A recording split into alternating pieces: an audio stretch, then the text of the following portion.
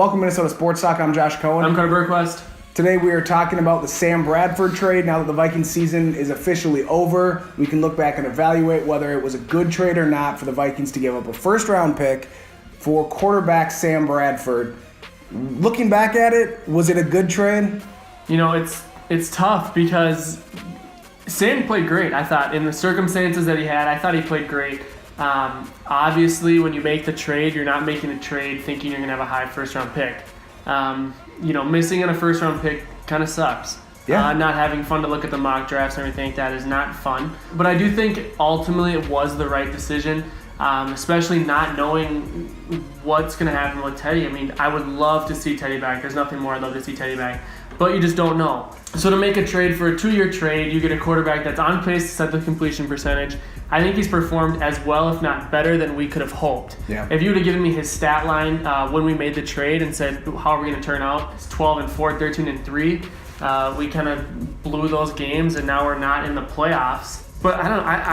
I think it was the right move. Hindsight being 2020, it's not a good trade because this year, because of the injuries and the collapse, was now a wasted year. Yep.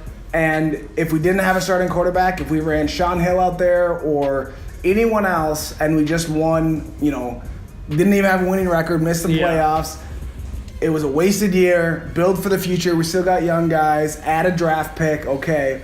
A pretty decent draft pick. Now it'll end up looking like. Yeah. Then that was probably a wasted year. In hindsight, you would have been better off not trading him. That said, I make that trade every single time. Yeah. It was the right trade at the time because the second year is the huge thing with Sam Bradford because you don't know if Teddy's ready at the beginning of the year. And he did do his job well. He was accurate. He didn't turn over the ball a ton.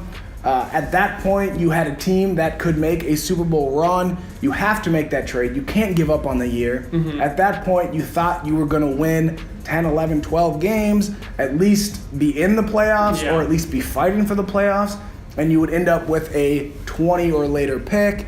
It's not as big of a deal. Now looking back at it with how high that pick is, it's frustrating, but you got to make that trade. You have to do that. I agree, 100%. I think if you were telling at the beginning of the year we're going to end up with the top 15 pick, no. I don't think I make that trade anymore. But you don't know that. There was no way you could have saw everything that happened went wrong. When we made that trade, basically all that happened was Teddy went down. Yeah. Which was terrible, but you didn't see the ensuing events that were going to happen. So you have to make that trade. I'm not mad at Rick Spielman for the trade.